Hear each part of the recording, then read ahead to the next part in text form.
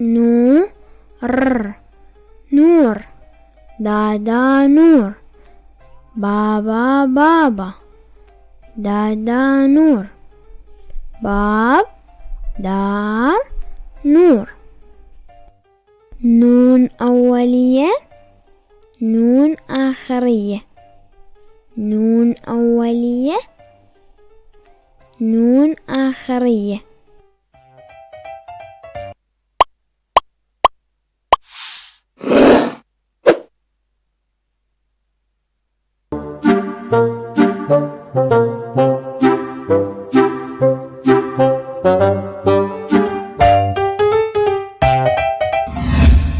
نوري نوري، دار نوري، بابا بابا، دار نوري، باب دار نوري.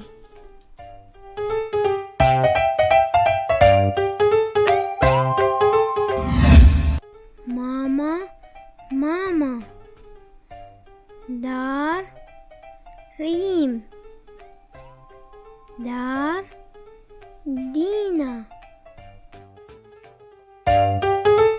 ري دي بي ني مي. يا آخرية، يا أولية، يا آخرية، يا أولية.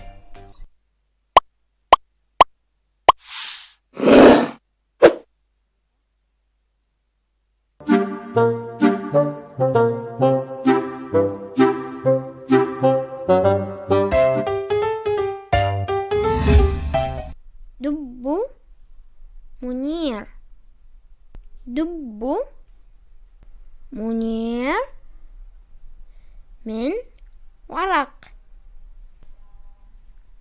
دب مريم من ورق.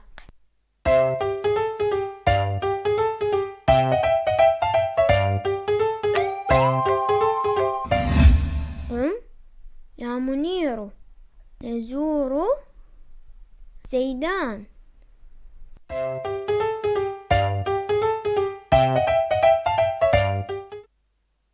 دو مو زو رو يو قو بو.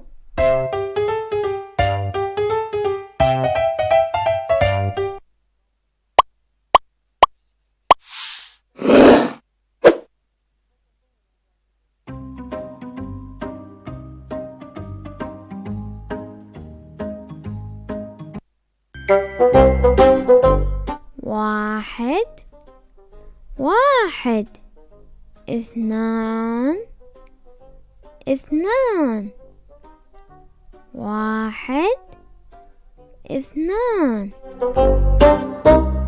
واحد اثنان.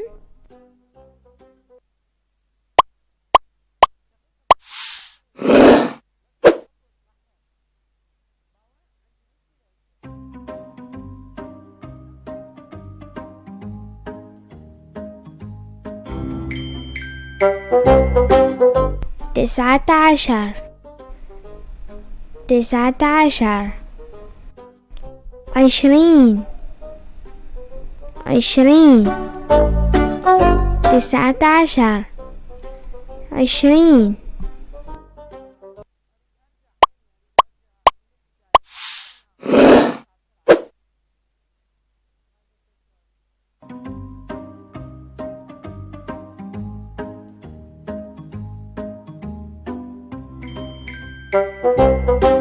واحد اثنان ثلاثة أربعة خمسة ستة سبعة يساوي واحد اثنان ثلاثة 4 5 6 7 وتكتب 7 يساوي 7 1 2 3 يساوي 1 2 3 وتكتب 3 يساوي 3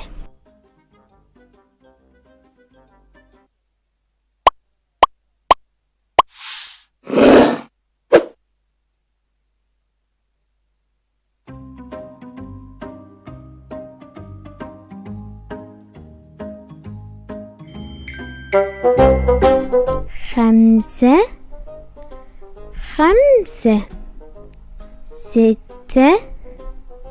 6 5 6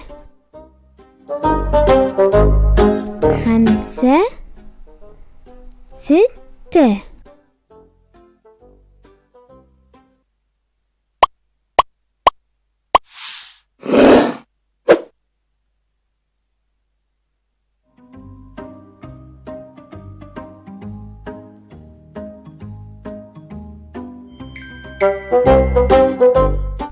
تكوين العدد 9 1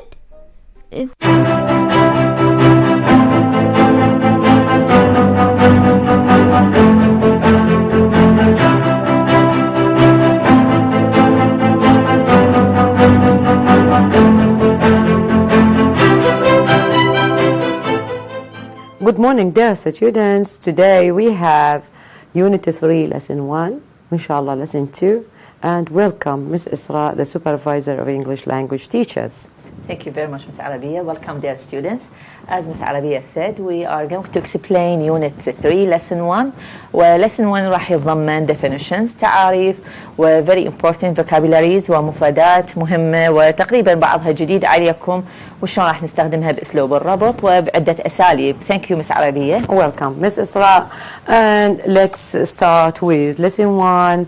We have new words like architecture, the environment, scientific research, the oil industry, engineering, teaching, fine arts, medicine, the media, the tourist industry, information technology, the aviation industry, and the language, phrases for writing definitions, it's someone who.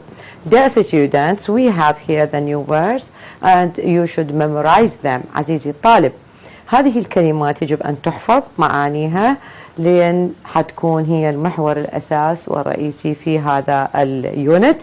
وأرجع أعيد لك إياها اللي هي architecture اللي هو الفن المعماري، الهندسة المعمارية، و the environment البيئة، scientific research البحث العلمي، engineering اللي هي الهندسة، teaching التدريس، fine art الفنون الجميلة، medicine هو الطب، و the media الإعلام، oil industry اللي هي مجالات النفط وصناعة النفط، the tourist industry مجال السياحة، information technology اللي هو IT اللي هي تقنية المعلومات، و the aviation industry اللي هي مجال الطيران. ست عربية نقدر نقول the aviation industry.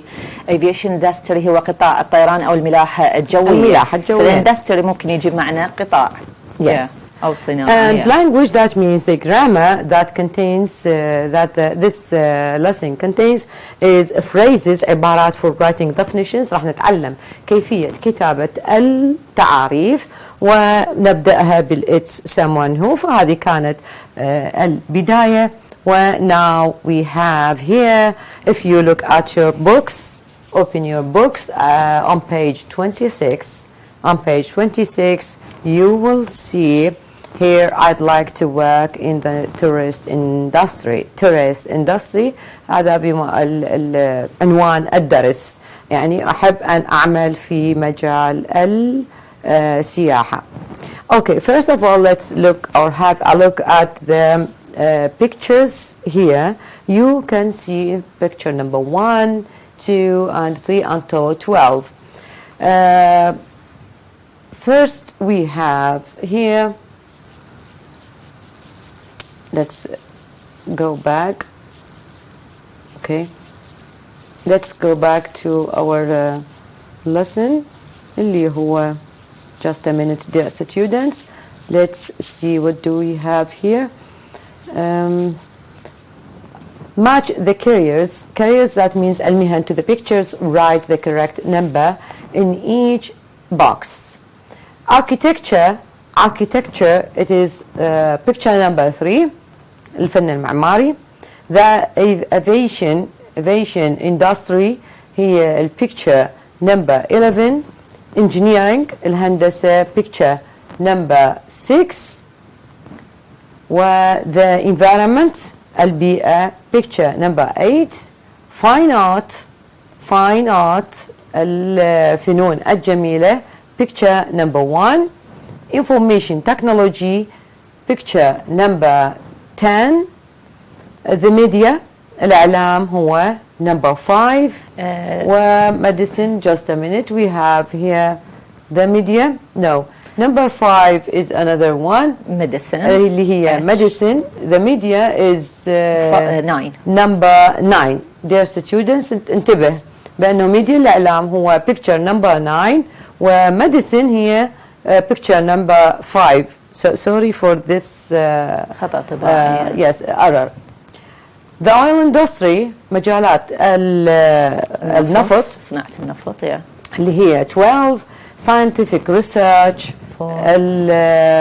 البحث العلمي هو 4. teaching number 2. the tourist industry والمجال السياحة هو number 7.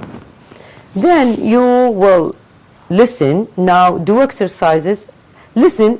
Before we are doing the exercises, listen and match each speaker to carrier from the list above. Write the correct letter next to each name. Of course, dear students, you are going to listen in your class. احنا عندنا مباشر وما عندنا الوقت الكافي انه اسمعك اني الاوديو. After you listen to the audio with your teacher, you will see that Zaid is the letter I. Nadia or Nada. زي letter L. L وندى with the G. Osama with B, and Fatin is the letter F. After we have these pictures and these words and we memorize them, بعد ما احنا حفظنا هذه الكلمات راح ننتقل now do exercises A to C in the activity book. Activity book رجعت أنا شوي بس أدت لك إياها للكلمات in order to memorize them حتى تكون أنت على تواصل وياها. عزيزي الطالب، أنصحك فد نصيحة بأن الكلمات الجديدة لا تحفظ مباشرة. مثلا ما تقدر تحفظ أنت 10 كلمات سوا. فبالبداية نصيحتي لك هي أنه تقرأها أكثر من مرتين و3 إلى أن تصل إلى 10. يتعود عليها لسانك، يتعود عليها أذانك، ومن ثم تحفظ معانيها راح يكون عليك أسهل. وتحفظها يعني أجزاء تبقى هاي حسب الفروق الفردية وحسب قابلية الطالب. يكونوا يحفظون 3 أو ممكن 5 أو ممكن 2 فمو مشكلة. المهم النتيجة أنه أنت تحفظها كاملة. Architecture, the environment, scientific research, the oil industry, the tourist industry, information technology, the aviation industry, medicine, the media, engineering, teaching, fine art. These are the important words in this lesson. تقريبا هم أغلب هاي الكلمات مر عليهم ما عدا aviation industry والoil industry. Yes. الأفيشن بالذات هي جدا جديدة عليهم. أكيد مس إسراء، لأن احنا دائما ما أخذنا أو حصيلة ما ورد علينا في السنوات السابقة راح يكون متجمع ومعاد علينا في بالسنة اللي بعدها. إذن هي reactivate and develop our vocabularies. أكيد إن شاء الله. Lesson 1. Match the jobs and duties in the list below. We have here. انتبه عزيزي الطالب بأنه احنا عندنا architect جايبين كلمة architect اللي هو المهندس المعماري، وكاميرامان اللي هو المصور مثل مصورين الأبطال اللي هسه احنا يصورونه، وانجينير المهندس. flight attendant that means المضيف أو المضيفة. والجورناليست الصحفي. lawyer محامي. lifeguard اللي هو المنقذ في المسابح وعلى الساحل في الدول. pilot الطيار. plumber that means السباك that means اللي هو يصلح بواري وينصب البواري. surgeon الجراح. secretary لسكرتير and tour guide اللي هو المرشد السياحي that means الشخص اللي يخرج مع مجموعة السائحين في بلد معين ويشرح عن المعالم. now الفيرست ستيب اللي هو استخدم لنا اياها just matching، لكن الامتحان لازم نبدي بعبارة is someone who، نبدي بالوظيفة ونكتب is someone who ومن ثم الديوتي اللي يقوم بها بهذه الوظيفة.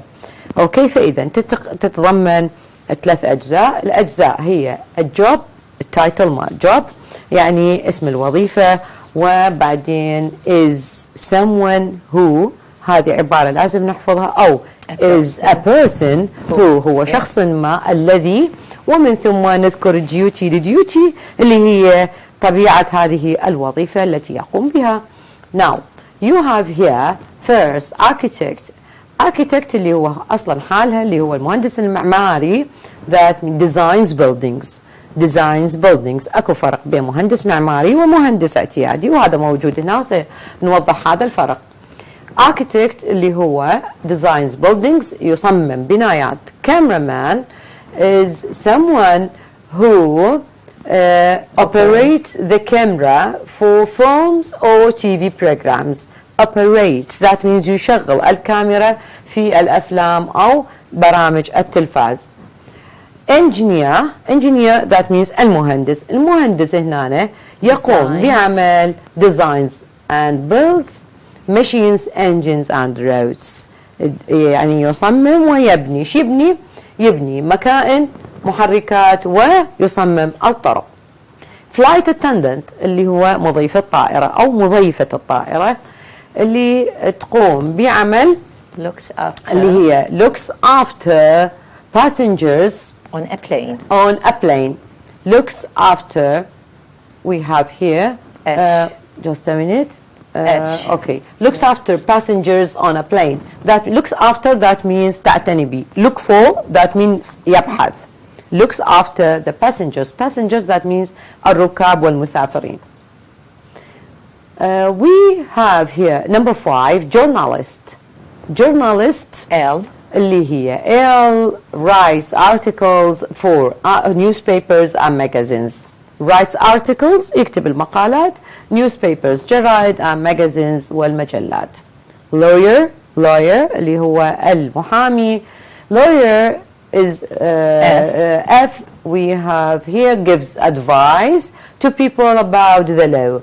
gives advice يعني نصيحة for people أو to people about law عن القانون.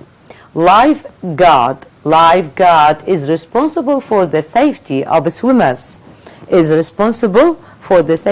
swimmers. يعني هو المسؤول عن سلامة السابحين أو السباحين. pilot الطيار. flies a plane يعني يطير طائرة. حنقول a pilot is a person أو is someone who flies a plane. 9 plumber is someone who fixes and installs pipes for water. fixes يصلح. install that means ينصب يركب البواري. pipes that means بوري احنا بنقوله بالعامية.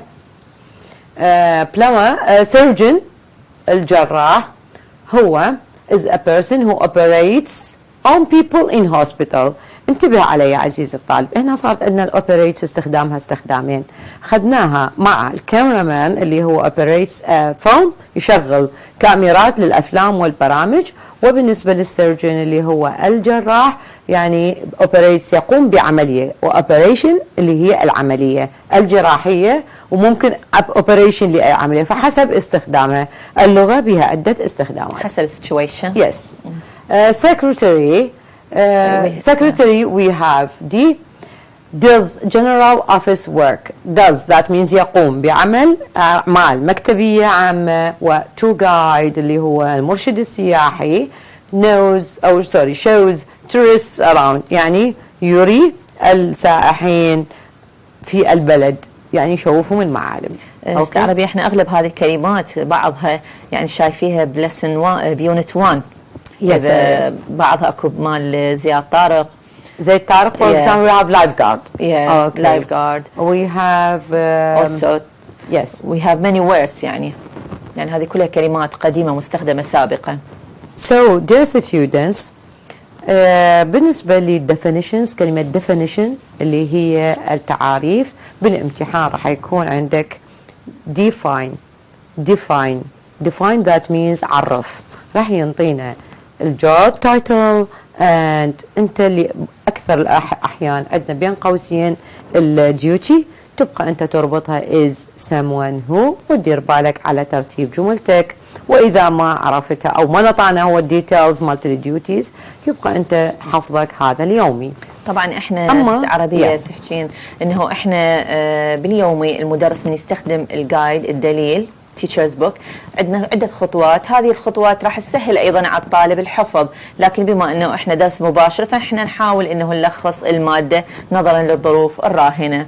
اوكي ثانك يو مس اسراء. طبعا احنا متفقين من اول exactly. المباشرات كلها انه هذا المباشر هو نعطي احنا زبده الموضوع لطلابنا الاعزاء ونساعدهم نظرا لهذه الظروف اللي يمر بها العالم كليته اللي هي الكوفيد 19 وهسه صرنا كوفيد 20. فان شاء الله الشفاء للكل والصحه والسلامه. لذلك نختصر ونتجاوز عن خطوات الجايد. هاي تبقى هي مسؤولية المدرس داخل الصف. اوكي. Now another way to ask. شوف هذا مثلا تمرين ممكن انه بالصف من نقوم ب ask and answer questions using both the job list and the duty list above.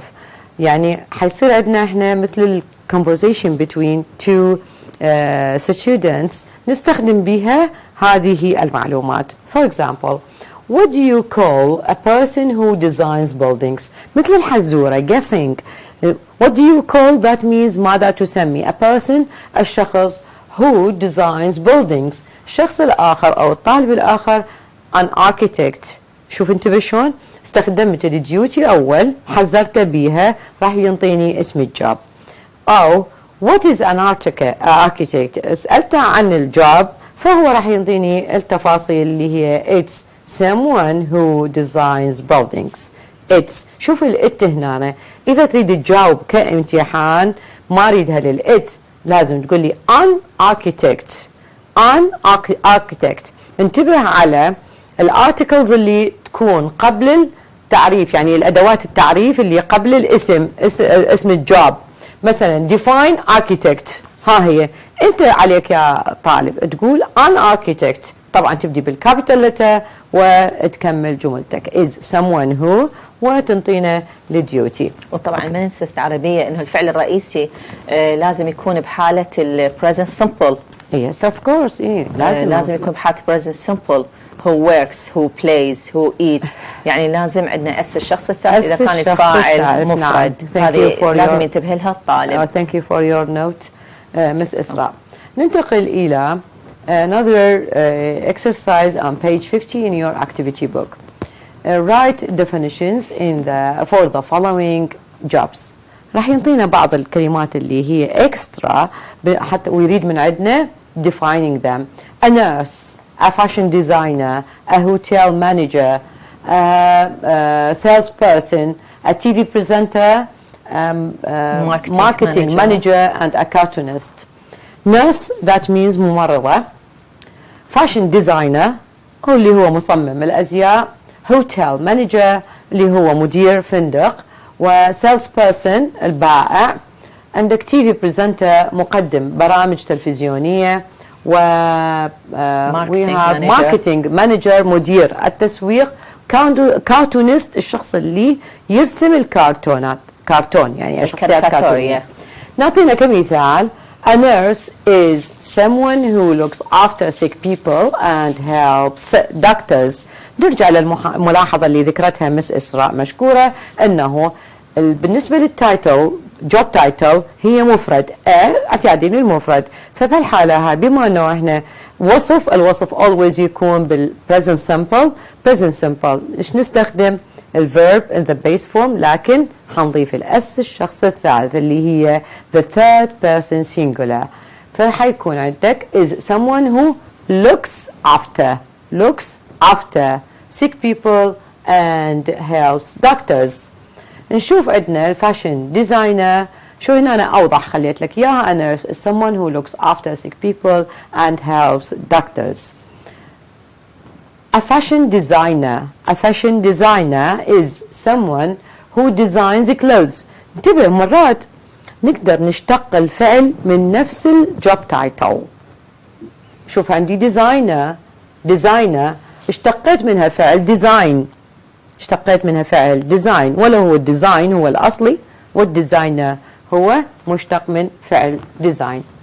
a hotel manager that means مدير الفندق is someone who is responsible for running a hotel. انتبه على كلمة running. احنا دائما نعرف انه run معناها يركض، لكن الكلمة الثانية اللي تستخدم هي معناها يدير. فإذا hotel manager is someone who is responsible for running a hotel. إذا عندك وقفة الحالة بالامتحان ممكن أن نقول is someone who manages a hotel.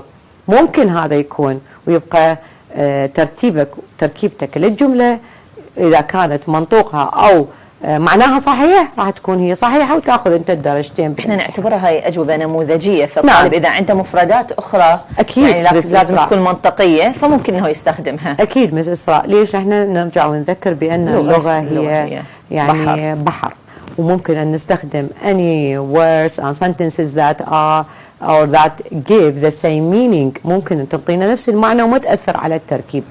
اوكي. a salesperson انتبه انه هذا من هو الشخص البائع. sales person، بس انتبه كلمة السيل هنا شلون كتبناها، وبعدين بالverb شلون تنكتب is someone who sells things in a shop. a TV presenter اللي هو مقدم برامج تلفزيونية is someone who introduces programs on TV. هسه احنا مثلا نعتبر presenters. ايش دا اسوي يعني؟ احنا نقدم دروس، نقدم برنامج. اذا introduce او ممكن ان تقول presents، اشتق فعل من نفس الجوب. presents يقدم. a TV presenter is someone who presents programs on TV. it's okay. وممكن تستخدمها introduces programs on TV. a marketing manager اللي هو مدير التسويق.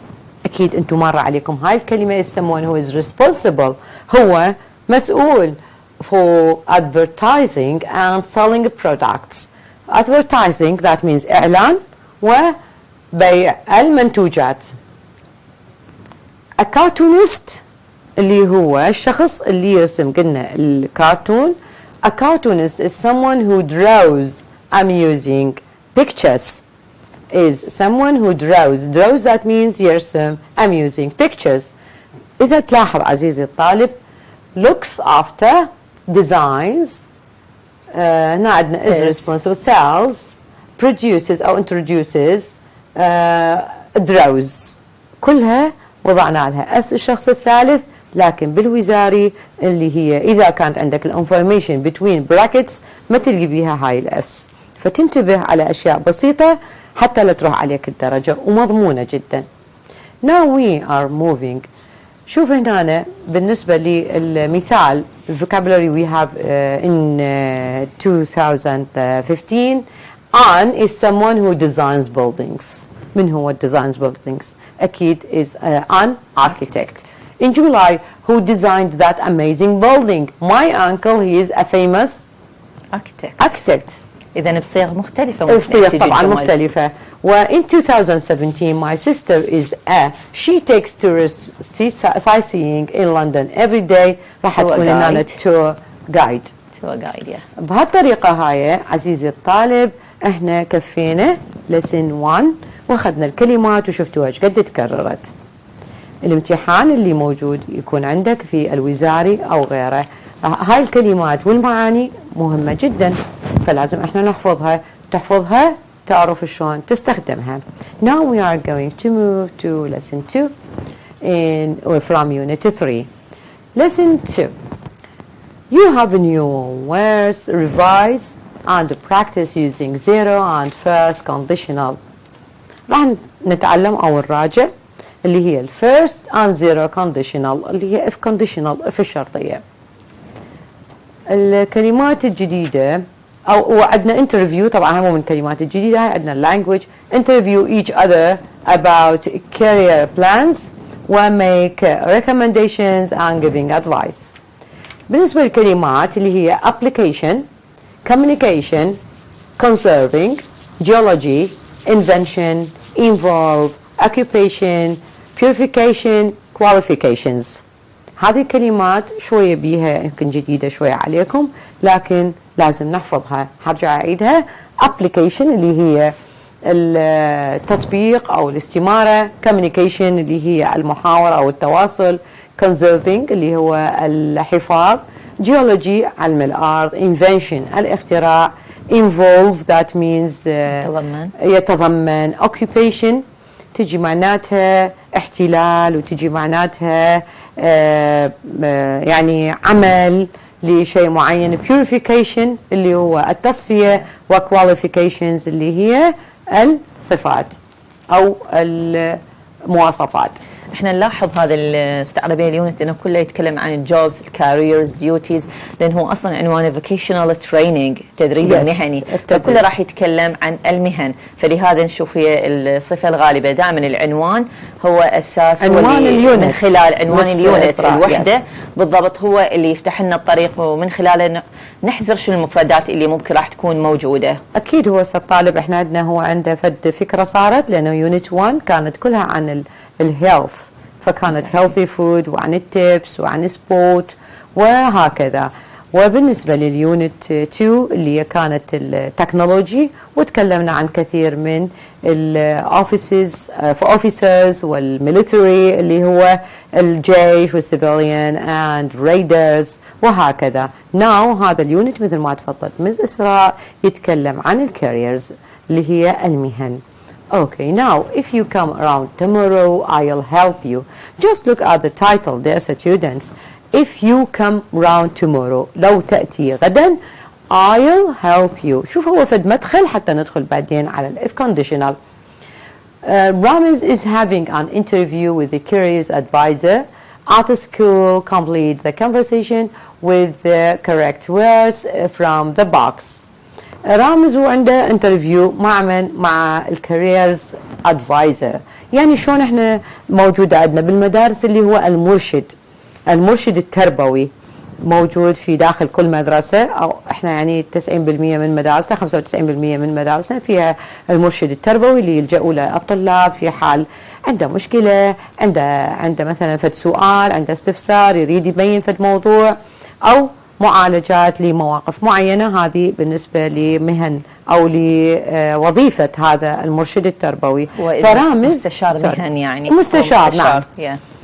فرامز عنده مقابلة مع هذا المستشار ودي يسأله عن الكاريرز اللي هي المستقبل أو المهنة، إيش ينصحه شو يدرس. كلمات career, conserving, environment, involve, qualifications, science and university. Advisor شوف انتبه هنا هي OR اللي هو ينصح advisor.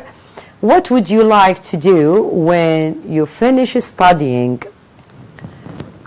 I'm not sure yet, but I'm very interested in ecology and the environment. Ecology and environment إلها علاقة بالبيئة. علم البيئة. If you are good at and geography, there are lots of jobs to choose from. إذا كنت أنت جيد بالعلوم وبجيوغرافي اللي هي علم الجغرافيا, there are lots of jobs. I love them both. They are my favorite subjects. Well, how about career in water technology? career in water technology اللي هي تكنولوجية أو تقنية المياه.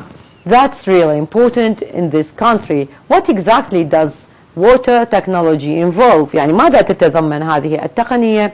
If you work in water technology, you look for ways of conserving water and purifying it.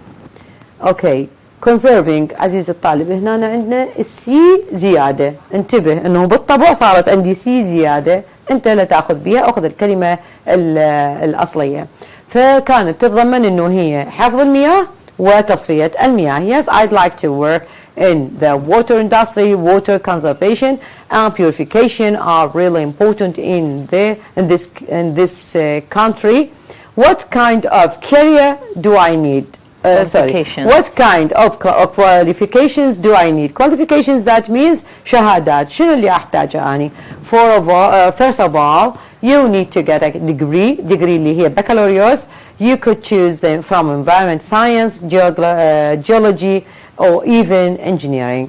إذا هنا الqualifications هي المؤهلات اللي تتوفر عندك. University offers those courses. I have to check. If you come back next week, I'll have the answer. Okay. Now, dear students, المهم من هذا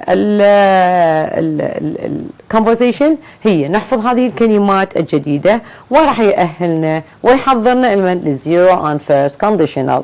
بالنسبة للزيرو and first conditional ناخذ الزيرو. For example, you have the plants die if you don't water them. شوف الزيرو المن. The verb in both clauses is in the present tense. راح تسألني ليش وشنو الفرق. بالنسبة للزيرو conditional استخدامها هي للحقائق. الحقيقة هي أنه إذا ما تسقي الزرعة أو النبات سوف يموت, أو يموت, ما بها سوف يموت. هذه لا يعني محالة منها. هنا تعطي معنى وين الإف؟ نعم, يعني معناها ايه عندما لانه نستخدمها احنا لان هي لا نستخدمها احنا نستخدمها احنا بوقائع. من when I say when I throw a stone into water it sinks. لما ارمي الحجر في الماء يغطس. when I throw a piece of wood into water it floats. هي راح تطفو. فاذا للحقائق العامة وحقائق نفسنا. if I drink coffee after 8 p.m. I can't sleep. Okay, أو I don't sleep. هاي حقيقة إلي يعني إنه أنا إذا أشربها الساعة 8 القهوة بعد ما أقدر أنام. وهكذا بالنسبة للفيرست conditional, if you come round tomorrow I'll help you with your application. سوف أساعدك بالapplication. سوف أساعدك. هل possibilities احتمالية حدوث الفعل. وهكذا هاي هنا رجعنا هنا وضحناها. بالنسبة للفيرست conditional توضيح جرامر عندنا توضيح بأن الجزء الثاني أو النتيجة للفيرست clause if it's raining tomorrow we won't go for a picnic. انتبه أنه عندنا عدة حالات لاستخدامها. يعني ما استخدم إذا كان فعل الشرط مضارع جواب الشرط يكون مستقبل. التعبير عن المستقبل بعدة أشكال, وهذا ما ستأخذوه بعدين راح يكون في اليونتس السابع أو اليونتس الأخير من الكتاب اللي موجود لديكم. فاللي موجود عندنا if they are still working we can wait until they've finished. انتبه هنا نشوف ايش حنستخدم. we usually have the present simple in the if clause. the present simple بالif clause, but we can sometimes use the present continuous for actions that are prolonged. فهنا ننتبه it is raining صار عندنا continuous present continuous ممكن نستخدمها, واستخدمت المستقبل في الجزء في اللي هو النتيجة. prolonged تناقض الأحداث المطولة اللي بها استمرارية. إيه طبعا لأنه الrain هو استمرارية. in the main clause we can use a future simple with will or want. the present continuous with the future reference going to, can, might, should or an imperative. هاي كلها ممكن نستخدمها بالmain clause. فعندنا if you pass what will you do next year? What will you do? صار عندنا شنو عندنا هنا؟ صار عندنا will. If he gets a visa he is leaving. هنا ال present continuous يعبر عن المستقبل. If you do that again I'm going to get really annoyed. Going to. If you get there early we can work. Can and plus the base form. If it isn't too hot tomorrow I might play tennis. Well, if he asks you for money you shouldn't give him the advice. وبهذا اوكي راحت احنا هسه جملتنا، لكن احنا وضحنا بان التعبير عن المستقبل يكون بعدة اشكال. استخدمنا the present continuous is leaving، استخدمنا can وفعل مجرد، استخدمنا might وفعل مجرد، استخدمنا should، وممكن نستخدم الامبerative if he wants some money don't give him. don't هاي سويناها imperative اللي هو الأمر. and at the end of our lesson we thank Miss Isra for being with us and we thank you for with us. Thank you dear students and thank you Miss عربية. طبعا احنا عندنا تمارين جدا مهمة لكن وقت المباشر ما يسمح انه نقدمها كلها، فيا ريت طلابنا يتابعون الدروس اللي قدمت سابقا وعلى اليوتيوب او بالفيسبوك التابع التربوية الفضائية العراقية، يتابعوها. راح تكون هي بها دروس موجزة ومكثفة ايضا عن هذه المواد. Thank you very much Miss عربية. Dear students, I'll repeat again this lesson at the next week inshallah and be with us. Thank you very much for being with us and for everybody in the فضائية العراق التربوية. See you.